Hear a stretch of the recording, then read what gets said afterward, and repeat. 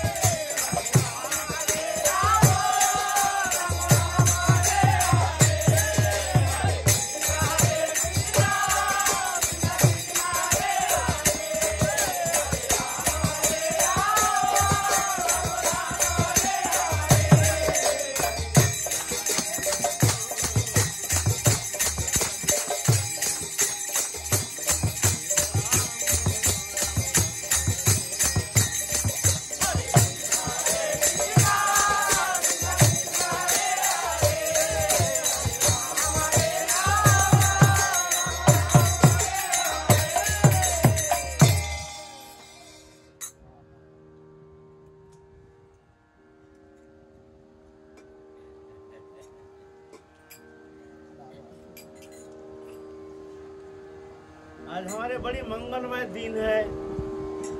आज राधा रानी की कृपा हो रही है, ये हम कैसे पहचानेंगे? तो पहचान क्या है न, जब संत आ जाते हैं तो मान लेना कि राधा रानी की प्रेम वाहक है। संत जो है राधा रानी प्रेम की वाहक है। संत आ गए तो समझ लेना राधा रानी बहुत प्रसन्न है। तो आज हमारे ऊपर राधा रानी बहुत प्रसन्न है कि ऐसे महापुरुष जिनकी सानिध्य प्राप्त होना बहुत सौभाग्य की सूचक है। हम तो दुर्भागा जीव है, परे रहते हैं। तो बाबा कृपा करके कभी कभी हमको पवित्र करने के लिए, हमारे अंतःकरण को परिशुद्ध करने के लिए कभी कभी ऐसे आ जाते हैं। मैं अपने को धन्य मानता हूँ, राधा रानी की बहुत कृपा मानता हूँ। ठीक है। बरसाना आने से जब तक आपका दर्शन नहीं होता है तब तक बरसाना का, श्री जी का दर्शन पूर्ण नहीं होता। आपके दर्शन से बरसाना की यात्रा परिपूर्ण हो जाती। ये तो आपकी महानता है। ये तो आपकी महानता है। महान जो होते हैं ना वो सबको पूर्ण देखते हैं, आप लोग को शून्य देखते हैं। हमारे पूज्य गुरुदेव श्री भक्तमाली जी कहते थे, वो कहते गिरिराज जी गए, परिक्रमा की किया, पंडित जी का दर्शन हुआ नहीं हुआ तो गिरिराज जी की यात्रा पूरी नहीं हुई। गिरिराज जी जाओ, पंडित जी का दर्शन करो तो यात्रा पूरी हो गई। ऐसी बरसाना और आपका मंगल में दर्शन नहीं हुआ तो यात्रा पूरी नहीं हुई। आपका दर्शन हो गया, बरसाना धाम की यात्रा पूरी हुई। ये तो हम हमारे ऊपर आपकी अवैध की कृपा है, आपकी महानता है। महापुरुष जो होते हैं वो सब जगह दिखते हैं पूर्णता, सब पूर्ण है, सब निर्दोष हैं, सब में प्रभु हैं। और आप में सब दोष दिखते हैं, अपने अंदर सब दोष दिखते हैं। ये है महापुरुष की पहचान। और हम लोग बहिर्मुख जीव की क्या लक्षण है? हम दूसरे का दोष दिखते हैं, अपना गुण दिखते हैं। यह है हमारे लक्षण। बहिर्मुख जीवों की लक्षण ये है। और महापुरुष है बाबा तो ऐसे कहेंगे ही।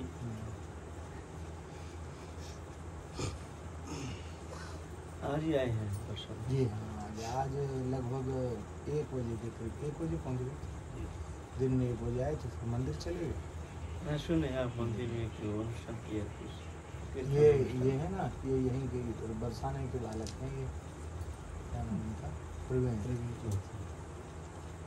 तो इनके मन में मनोरथ था कि श्री जी को भोग लगाएंगे।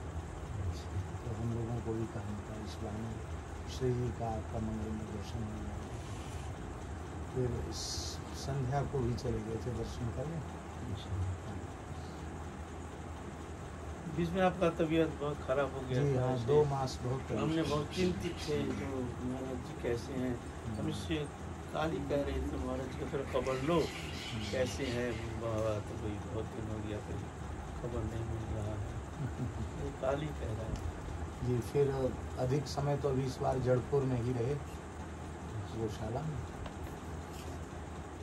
अभी आपकी कृपा से ठीक है। बीच में आपका फोटो भी देखे थे, बहुत ही जैसे बहुत तकलीफ है, शारीरिक बहुत कष्ट है। ऐसे फोटो में ऐसा महसूस हो रहा था। अच्छा हुआ आपका दर्शन करके। अभी रुकेंगे तो एक दिन। वैसे आज शाम को जाने का विचार था, लेकिन आज रात्रि बरसाना विश्राम किया। कल सवेरे जड़पुर जाएंगे। वहाँ वो एक श्री घनश्याम दास बाबा विराजते थे ना जयपुर में, तो उनके शिष्य रामदास बाबा, वो भी 90 वर्ष से ऊपर की आयु के थे। भी उनका शरीर पूरा हो गया। तो कल उनको उत्सव का भंडारा है, 17वां दिन है कल। तो वहाँ पे समझा किया गया है, तो वहाँ उत्सव का दर्शन करते हुए वृंदावन ही रहेंगे। अभी वृंदावन गुरु पूर्णिमा तक वृंदावन में है, और गुरु पूर्णिमा को शाम को जड़पुर आ जाएंगे। फिर 2 मास जड़पुर में, श्रावण भादों 2 मास में।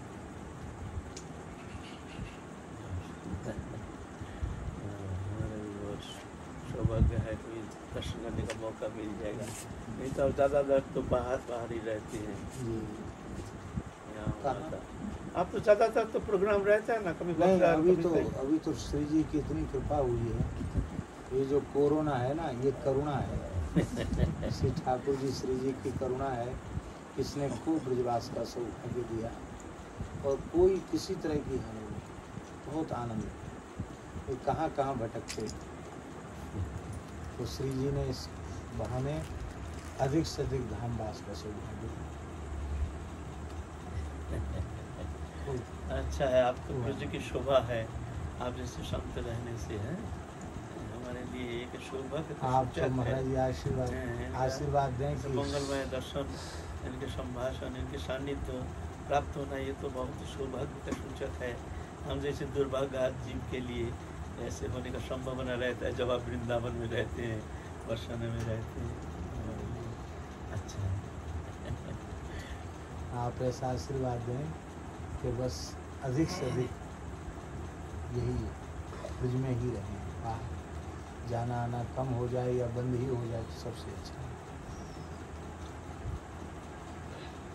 अभी कहीं कहीं संतों के आदेश पर हमको तो खैर, आप तो जगत मंगल के लिए आए हैं, मंगल करना ये आपके लिए ऐसे बहुत ही इच्छा है, लेकिन फिर भी हार्दिक इच्छा होती है हम थोड़ा सा विश्राम, थोड़ा ब्रज में कहीं एकांत में थोड़ा सा शायद अच्छा होता है, ऐसे मन कहता है।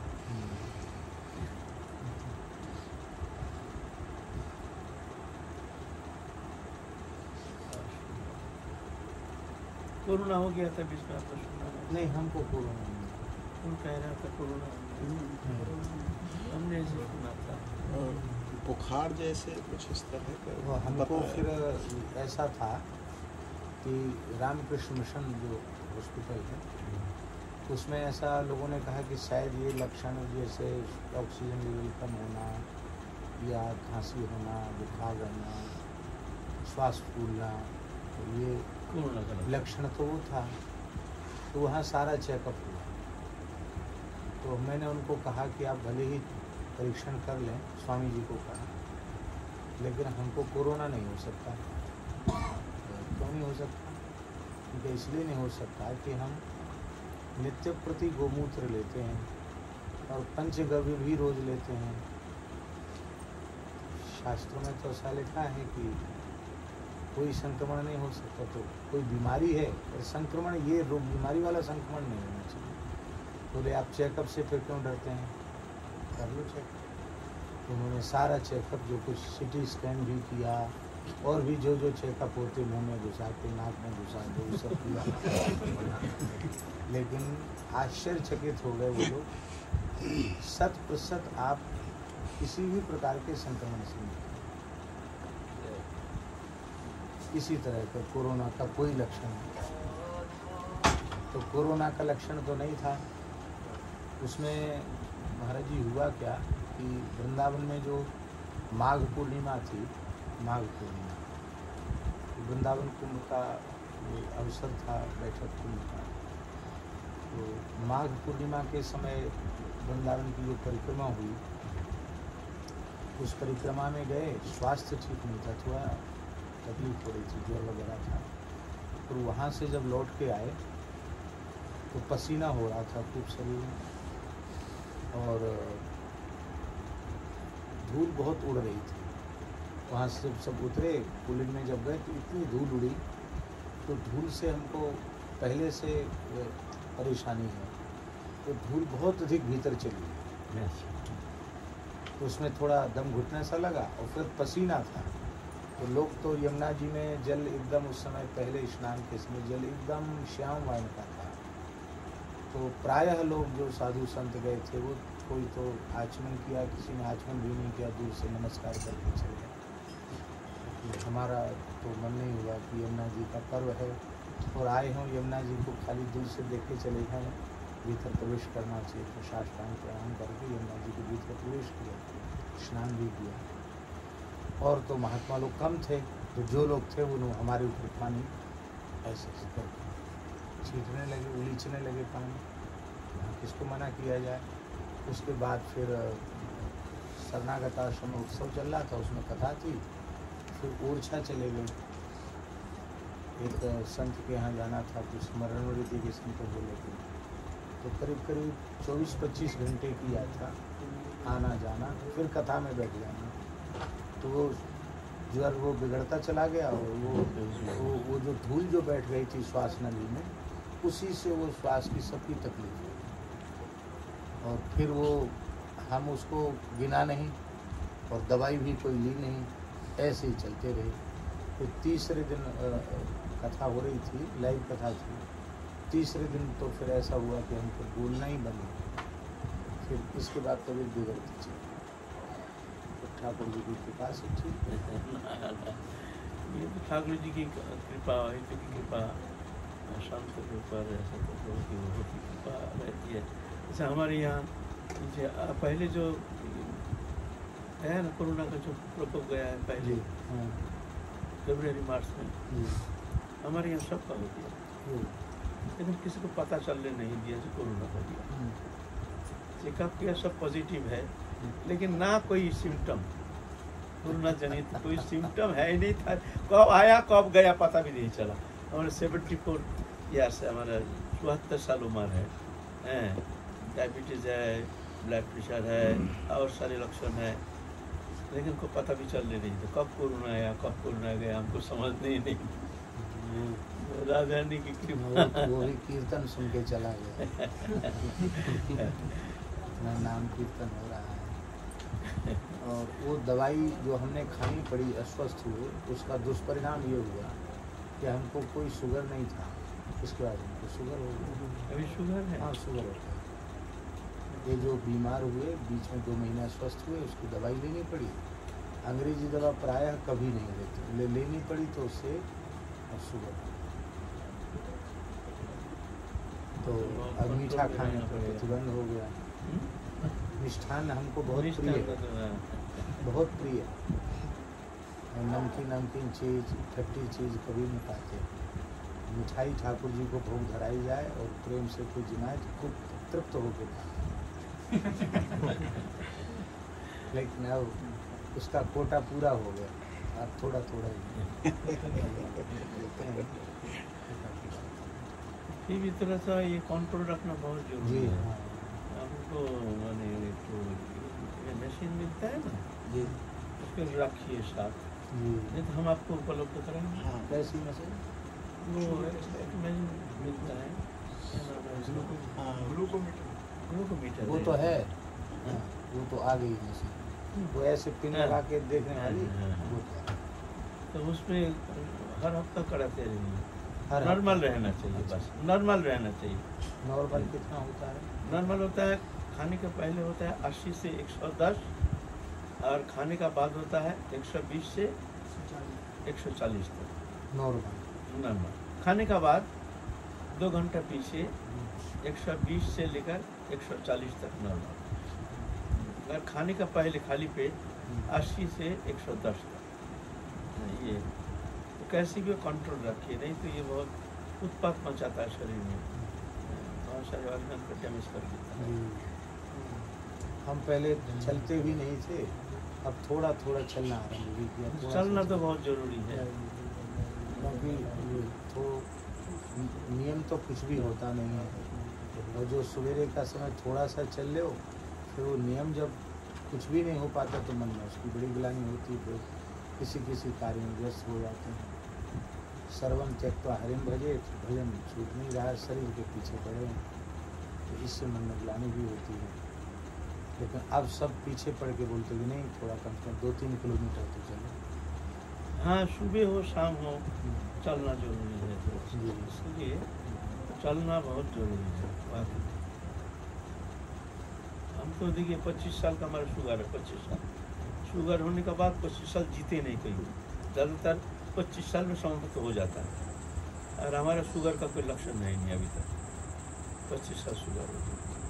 हम कंट्रोल रखते हैं कभी जी के पास। दवाई खाना, हाँ, दवाई तो लेना पड़ता है, कंट्रोल रखना ही पड़ेगा किसी भी अवस्था में, लेकिन नॉर्मल है, ठीक है। आयुर्वेदिक दवा आयुर्वेदिक अच्छा है, आयुर्वेदिक। अंग्रेजी तो नहीं ले रहे हैं। ज़्यादा होने से अंग्रेजी लेना पड़ता है। और ज़्यादा होने से प्राथमिक स्टेज में आयुर्वेद आयुर्वेदिक टूटका बुटका ये सब जड़ी बूटियाँ ये सबसे कम चल जाता है, लेकिन जब ज़्यादा बहुत दिन बहुत पुराना हो जाता है तो अंग्रेजी दवा लेना पड़ता है। फिर उससे भी ज़्यादा हो जाता है तो इंसुलिन लेना पड़ता है, फिर और खतरनाक। एक ओरछा के पास में एक गांव है, वहाँ एक संत है, उनका नाम पुरुषोत्तम दास है, सीधे साधे महात्मा है। तो वो पूर्णिमा को उनके पास जाके केला दूध देना पड़ता है और प्रतिपदा को वो दवा देते हैं। 3 महीना जाना पड़ेगा, हर महीना जाना पड़ेगा। हर महीना जाना पड़ेगा। पूर्णिमा को वहाँ केला पहुँचाओ, प्रतिपदा को सुबह खाली पेट उनके यहाँ से दवा दो। हनुमान जी के सामने बिठा के देते हैं। जिनका 2 बार 3 बार इंसुलिन लेते थे वो भी बंद हो गए। लेकिन अब उसमें ये है कि जैसे जो दवाई 3 महीने का जो है तो उसमें वो कहते वो 3 महीने तो परहेज रखना पड़ेगा और अंग्रेजी दवा नहीं खाओ। अब हम उसी समय हमने वो 3 महीने में दवाई भी ली तो हम अस्वस्थ भी थे और हम वो दवाई भी ले रहे थे। वो रमण रेती के संतों को लेके गए थे तो हमने कहा हम भी ले लेते हैं, हमको तो बहुत मामूली था, कुछ था ही नहीं, तो दवाई से हमारे ऊपर प्रभाव नहीं हुआ। जो संत ले गए थे वो ठीक हो गए, जिन संतों को ले गए थे वो ठीक हो गए। इतना लाभ हो गया। तो आप भी ले लीजिए वहाँ से। अब देखो फिर कभी योग 3 महीने का वो एक वहाँ जाना फिर आना फिर लेना, एक दिन जाने में, एक दिन वहाँ रुकने में, 3-4 दिन 3 दिन तो लग जाता है। तो सबसे खराब बीमारी है ये, शुगर बहुत बेकार बीमारी है। ये समस्त बीमारी का जननी है। ये खुद कुछ नहीं करता है, समस्त बीमारी को बुला के लाता है शरीर में। ज़्यादा होने से आँख को खराब कर देगा, किडनी डैमेज कर देगा, लीवर डैमेज कर देगा, हार्ट डैमेज कर देगा, नाना प्रकार को दवा देता है। तो अगर कंट्रोल में नहीं रखा जाए तो ये शरीर में उत्पात मचाएगा, अचानक तुम्हारा दिखना बंद हो जाएगा, खतरनाक। अचानक किडनी डैमेज, किडनी काम करना बंद कर दिया अचानक।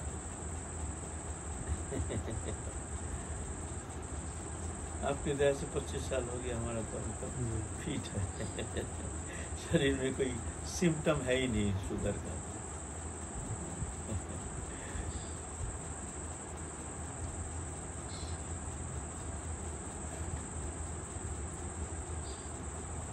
महापुरुष दिव्य होते हैं, उनके शरीर में जो आधी व्याधि आती है वो भी दिव्य ही होती है ना, वो तो भगवत इच्छा से। साधारण जो रोग नहीं होता। बहिर्मुख जो लोग है वो तो अपना कर्म अनुसार वो तो अपना कर्म फल प्राप्त करते हैं, लेकिन संत तो भगवत इच्छा से, भगवत इच्छा, वो प्रारब्ध के अधीन है नहीं, प्रारब्ध के अधीन। वहाँ एक ओरछा के पास में एक तालाब है, बहुत विशाल तालाब है। वहाँ एक मंदिर है, बहुत सुंदर मंदिर बना हुआ है। भगवान राधा कृष्ण का स्वरूप है और दारू विग्रह, बहुत ही सुंदर स्वरूप है, बहुत प्यारा, बहुत ही और सुंदर वृक्ष, लता पता लत वृक्ष। वहाँ कहते हैं कि तपस्वी महात्मा रहते थे, नाम जापक संत रहते थे। वहाँ सिंह या ग्रादी रहते थे सब। तो टीकमगढ़ का जो ओरछा के राजवंश के जो राजा हैं, तो राजा दर्शन करने उनका गए। बाबा प्राय किसी से मिलते जुलते नहीं थे, वहाँ कोई जाता भी नहीं था। राजा ने सुना कि बहुत अच्छे महात्मा हैं, तो राजा दर्शन करने गए। पहले तो पूछवाया था उसने कि हम दर्शन करने आना चाहते, तो वो मना कर दिया, नहीं आने का दर्शन। तो वो बिना सूचना के ही राजा चले। उन्होंने कहा भाई ये श्रद्धावान है और आ गया तो क्या करें। तो उस समय उनको बहुत तेज़ी से ज्वर आ रहा था, तो उन्होंने अपनी गूदड़ी थी, गुदड़ी के नीचे ज्वर को रख दिया। बोले तुम इसके नीचे रहो, ये आया है, इससे थोड़ा बातचीत कर लेते, फिर तुम आ जाना शरीर पर, कोई बात नहीं। बैठ गया राजा।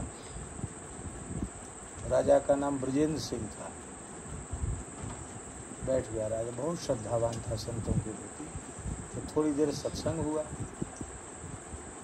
तो उसका ध्यान गया कि ये गुदड़ी जो है वो ऐसे ऐसे क्यों हो रही है, ऐसे ऐसे हो रही गुदड़ी, जैसे जूड़ी में कांपता ना बुखार में, तो गुदड़ी ऐसे ऐसे हो रही, तो उसमें ज्वर था। तो उसने कहा कि बाबा इसके भीतर क्या है? बोले कुछ नहीं, ऐसे ही गुदड़ी है, ये हिल क्यों रहा है? बहुत बार बार पूछा। बोला हमको विक्षेप हो रही है, हिल क्यों रहा है?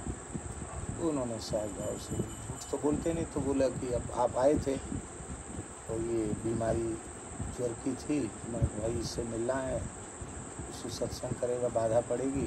उन्होंने कहा तुम इसमें रहो, लगते रहो, ये चले जाएगा तो तुम आ जाना, अब आप पधारो, हम अपना प्रारब्ध फिर अपने ऊपर ले लेते हैं। फिर राजा बहुत प्रभावित हुआ, बोले यहाँ कुछ बनाएंगे? बोले नहीं, हम तो आवश्यक नहीं।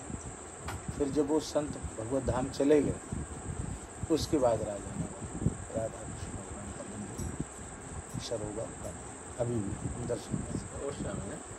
ओरछा से पास में एक निवाड़ी जगह है, उसके पास में। तो विलक्षण बात है, यानी तो किस मनुष्य की सामर्थ्य क्या है कि शरीर के इस रोग को निकाल के बाद थोड़ी देर के लिए बाहर रख देंगे। उन्होंने बाहर रख दिया, फिर स्वीकार कर लिया। भुंजान एवात्म कृतम विपाक है। रोग नाश की प्रार्थना भी भगवान से नहीं करते हैं, क्योंकि आत्मकृत ही विपाक है और भोगने में ही लाभ है। तो अवशिष्ट रह जाएगा तो दुख में संसार में फिर से आना पड़ेगा। रोग भी भगवान का अनुग्रह ही होता है। भगवान ऐसे बहुत चेतन कराते हैं, सावधान कराते हैं। ऐसा हम कई बार ऐसे देखने में आया। एक बार ऐसा हुआ प्रेम से, ऐसा कई बार कितना घटना हो गया है। प्रेम सरोवर में रहते हैं, अकेला रहते हैं, अचानक ऐसे क्या बीमारी हो गया, एकदम शरीर जैसे बर्फ हो गया। बर्फ, हाथ पाँव एकदम जैसे ठंडा बर्फ जैसे हो गया और पसीना पसीना छूट रहा है। ऐसा हमको महसूस हुआ जो हम बचेंगे नहीं। तो इस स्थिति में हमको बचना अब कोई संभावना दिखता नहीं है, शायद 2-1 दिन में ही हमारा प्राण छूट जाएगा। तो मन बहुत खिन्न हो गया, जो भजन तो हुआ नहीं, अभी शरीर छूट जाए तो फिर जाके आना पड़ेगा। हमने तो बीता बहुत समय को नष्ट किया, हाय हाय आप तो मृत्यु आ गया है, अब क्या करें। अगर इस विपत्ति से हम एक बार मुक्त हो जाए ना, हमको ये ज्ञान हो गया जो समय बहुत कीमती है, इसको यूटिलाइज करो, इसको कैसे भी एक पल एक क्षण बीता नहीं गंवाना चाहिए किसी भी कीमत पर, कुछ भी हो जाए। इस बार हमको ये चेतन हो गया, ठाकुर हे प्रभु, अकबर हमारे स्थिति में हमको स्थिति से मुक्त हो जाएंगे ना तो फिर हमको भजन 2 दिन में बिना दवा बिना डॉक्टर फिट। मैंने देखो आपको चेतन कराने के लिए आए थे, हमको चेतन कराने के लिए आए थे और कुछ नहीं। एक बार ऐसा हुआ, ब्रोंकाइटिस क्या हो गया, जैसे मान लो भयानक स्थिति, डॉक्टर ने कह दिया तुमको अब ठंडा लगाना तुम्हारे लिए मना है, तुम ठंडी पानी में, हम पौष महीना में, माघ महीना में हम कुंडा में नहाते थे बराबर। हम 40 साल घर छोड़े हैं, 40 साल बराबर हम कुंडा में ठंडी में नहाते थे। तो ठंडी में नहाना बंद, धूप उठने से नहाना पड़ेगा, गर्म पानी में नहाना पड़ेगा, खाली बदन रह नहीं सकते हो, तुमको कुछ पहनना पड़ेगा, टोपी लगाना पड़ेगा, मफलर लगाना पड़ेगा, मोजा पहनना पड़ेगा, नहीं तो तुम मरोगे। हमने बोला अरे ये क्या जीवन है, ऐसे जीवन से तो मरना तो बहुत अच्छा है, ऐसे जीवन तो हमको नहीं चाहिए भाई। जिस जीवन में वैराग्य साधन नहीं, इस तरह से भोगी लोगों का जैसे हम जीवन व्यतीत करेंगे, ये तो हमारे द्वारा संभव नहीं है। तो ये छिलो, तो ये खंडवासी चला कि ना ना वो छिलो हमारे सेवा ना ना बांग्ला था कि बांग्ला था नाम की लोचन सेवार जন্য প্রেম সরোবর আছে। 3 दिन कोई रकम हमने, तो एक जन एक तो कंबल को, हम तो कमीज कभी पहनते नहीं थे, अभी भी पहनते नहीं है, तो एक तो कंबल को ये सिलाई करके अलखल्ला बना दिया, नहीं तो मरोगे। 3 दिन कोई रकम हमने बिताया, लेकिन हम देखते हैं ऐसे जीवन व्यतीत करना हमारे द्वारा संभव नहीं है। इससे तो मृत्यु अच्छा है। हमने कंबल फेंक दिया, टोपी टपा फेंक दिया, और रात 2 बजे कुंडा में ठंडी में खूब गोता लगाया, खूब गोता लगा। हम बोले ये 2 इधर उधर, या रहेंगे या मरेंगे, रहेंगे तो भजन करेंगे और मरेंगे तो कोई बात नहीं, लेकिन ऐसा जीवन हमको स्वीकार नहीं है। एकदम टोपी टापा पहन के मुंह ढाक करके, वो बीमारी कहाँ भाग गया, आज 35 साल हो गया, कोई खबर नहीं, वो हमको भाग गया एकदम बिल्कुल डर के मारे। अब ये सब प्रभु की इच्छा है ना, परीक्षा करते हैं शेर जैसे, आकर के खाएंगे नहीं, भय दिखाते हैं साधु को भजन में, जैसे आगे ना बढ़ जाए, है ना, भय दिखाते हैं। माया है ना, तुम भय पा गया तो मान लो तुम पीछे हट गया, पीछे हटना नहीं चाहिए किसी भी स्थिति में, प्रभु रक्षा करेंगे। मत चित्त सर्वदुर्गानी मत प्रसादात् करिष्यसि अत चित्तम अहंकारात् न सृष्यसि विनश्यसि। मत प्रसादात् करिष्यसि, मेरी कृपा से तुम पार लगा लो। अगर तुम नहीं मानते हो मेरी बात, अत चित्तम अहंकारात् न सृष्यसि, है ना, ये ऐसे हैं। बहुत से साधक तो भय पा जाते हैं, पीछे हट जाते हैं, उसको हटना नहीं चाहिए। हम देखे हैं प्रभु के ऐसे लेकिन अभी तो क्या जाने, हमारे संस्कार ही कुछ खराब है, चल नहीं पाते। अभी तो नया रकम की माया दिख रहे हैं, पहले ऐसे माया हम देखे नहीं।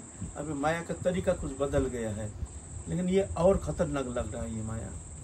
पहले जो माया जो रूप दिखे वो तो इतना खतरनाक नहीं लग रहा, लेकिन अभी जो माया है ये बहुत खतरनाक लग रहा है हमारे लिए।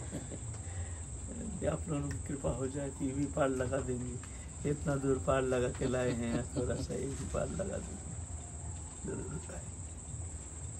कृपा छोड़ के कोई रास्ता नहीं है, उनकी कृपा बिना पहुँचना बड़ा मुश्किल है। अब आप लोगों के संत की कृपा हो जाए तो पार लग जाएगा, नहीं तो और कोई दूसरा उपाय दिखता ही नहीं है। अभी नया रंग बदल गया है, अभी पहचान में आता नहीं है, देखने में लगता है भक्ति जैसा। लोग जन आते हैं, वीर बड़ा दान दक्षिणा मान पूजा प्रतिष्ठा, लेकिन एक भी दिखती है भजन के लिए, एक भी हमारे कोई काम का नहीं है। ये हमको पीछे हटाने के लिए, हमको पछाड़ने के लिए सब रूप बना के आ रहे हैं।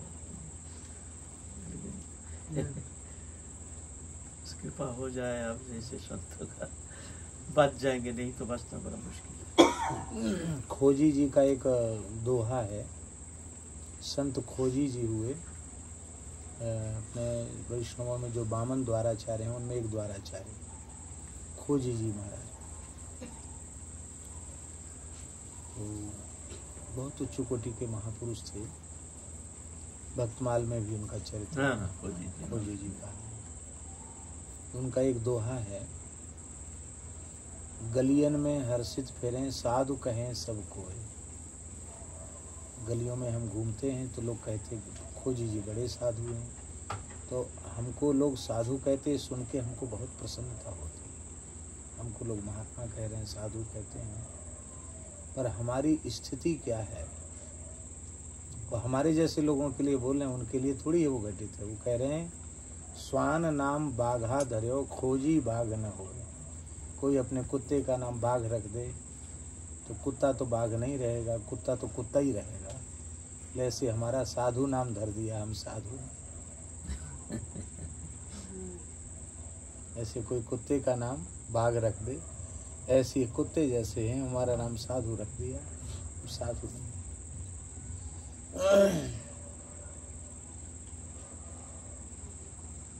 बड़ी कृपा है, बहुत कठिन है, लेकिन क्या करें, तो दिखता नहीं, कुछ अंधकार दिख रहा है सामने।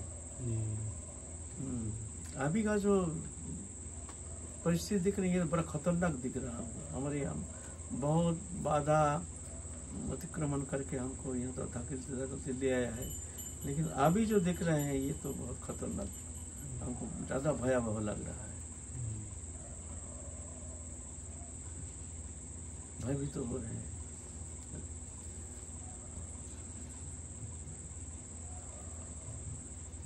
बाबा को विश्राम करना होगा। ना ना आप आए हैं हम तो सोते सोते 1 बज जाता है। सोते सोते 1 बज जाता है और वो फिर उठ है वही 3:30 4 ना 3:30 4 बज जाता है। 4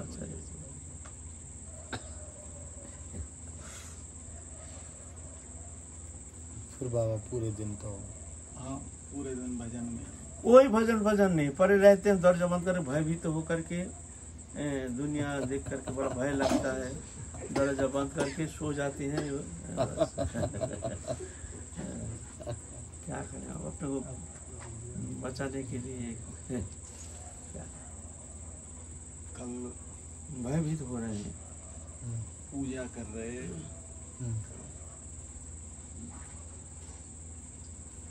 कल आप श्री जी को जो है स्मरण कर रहे बाबा। कई दिन से यहाँ स्मरण कर रहे थे। काल ही हमने कहा ये भाई तुम महाराज जी का थोड़ा खबर लो, बहुत दिन हो गया कहीं कोई खबर नहीं मिल रहा, हमारे पास फ़ोन नंबर भी नहीं है, तो तुम थोड़ा खबर हो। तो ये खबर करते करते अब सुन जाओ आ जाते हैं। आपकी दया से ही बरसाने का दर्शन हो गया श्री जी का। बढ़िया सुन और दिन बाद दर्शन।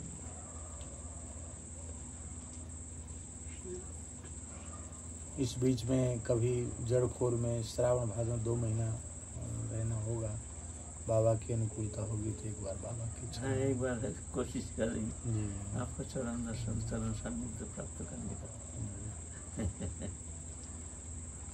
आप बाबा से चिंता करके जो भी अनुकूल समय होगा उसमें बाबा एक बार जाएंगे। हाँ, राहुल भैया राहुल भैया आए हैं तो जानते हैं राहुल भैया बड़े अच्छा कलाकार हैं। अच्छा ज़्यादातर वृंदावन वास करते हैं। कभी कभी यहाँ आते हैं, थोड़ा सा कीर्तन वाह सुनाते हैं। जानते हैं ना महाराज जी को? जी तो प्रसाद लाओ, क्या प्रसाद लाओ थोड़ा सा। और ये तो हमने आपको निवेदन कर ही दिया कि मिठाई तो बंद हो गई है। कितना है अब शुगर लेवल है कितना? मुझे भोजन के बाद 200 है। ज़्यादा है और भोजन के बाद 200 ज़्यादा है। जी, और भोजन के पहले 130 है। इसमें भी ज़्यादा है, हाँ, थोड़ा ज़्यादा है, थोड़ा हाई लेवल पे चल जी रहा है।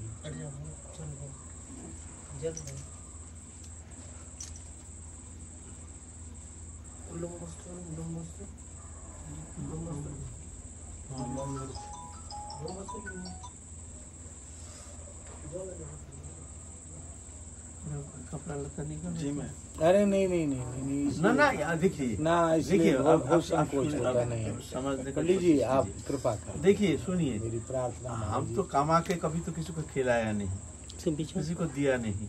यहाँ कोई देता है दान और उसमें भी हम मालिक कर्ता बन जाते हैं। कितना बड़ा अभिमान, मैं दान देता हूँ, बहुत बड़ा दाता है।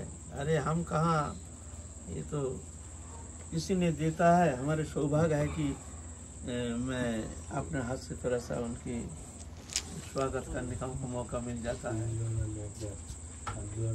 थोड़ा माता जी गौशाला के एकदम गिरी गैया मैया के दूध लाओ, थोड़ा सा आज्ञा करें। दूध हम लेके आए अभी,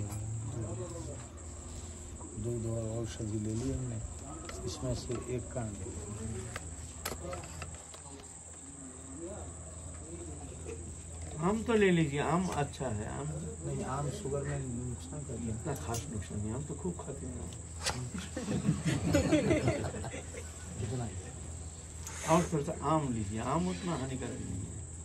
ये भी तारीख है, ये ज़्यादा ये जो काजू है ये थोड़ा कोलेस्ट्रॉल बढ़ाता है और ब्लड प्रेशर भी बढ़ाता है। ब्लड प्रेशर की बीमारी है। इतना ले लीजिए, ज़्यादा नहीं। सबको दो, सबको दो। और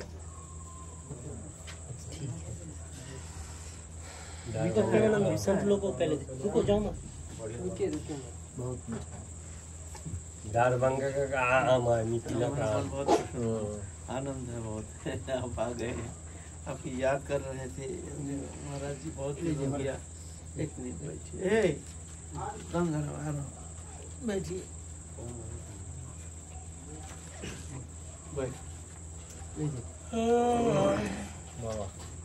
राहुल भैया। जी जी ठीक है। मैं चलना बोले बजाओ